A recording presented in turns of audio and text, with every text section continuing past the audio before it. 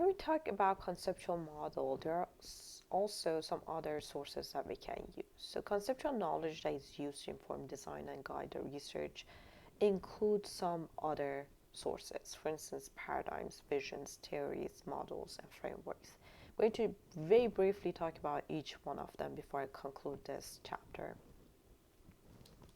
Paradigm is simply inspiration for a conceptual model. It's a general approach adopted by a community for carrying out research. For instance, shared assumptions or shared concepts, values, and practices. Visions is a driving force that frames research and development. For instance, you invite many people to imagine what life is going to be in like 10 years or 20 years from now. It provides some kind of a concrete scenarios of how society can use the next generation of imagined technology or imagined product. The next sources that we can use is theory, and that is explanation of a phenomenon. For instance, you can see how information processing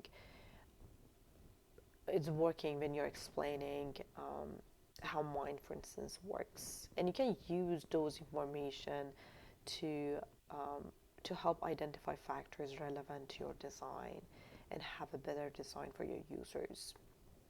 Things like cognitive, social, and affection. So anything related to those, any theories related to those kind of stuff will help you with your interaction design. It also can be used to predict what users will do with different interfaces. The next source that you have in your disposal is models. It's a simplifications of an HCI's phenomenon. It enables designers to predict and evaluate alternative designs. And the last sources that we have is frameworks. And that is a set of interrelated concepts and or specific question for what to look for. Right? It provides advice on how to design user experiences. It mainly focuses on how to design particular kinds of interfaces to evoke certain responses. Here's an example of a classic HCI framework by Don Norman, which is like a framework of the relationship between the design of a conceptual model and a user's understanding of it. For instance, you have three different interacting components.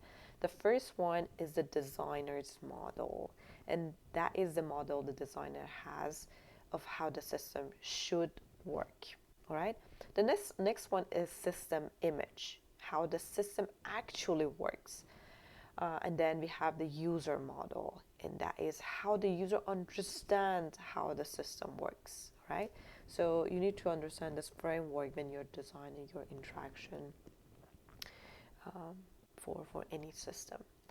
So with that, I'm going to conclude this chapter. So we talked about different, like what a conceptual model is, how to, what developing conceptual model involves, different types of interaction types, and then at the end we talked about different sources that we have for designing conceptual model, right? I see you in the next lecture.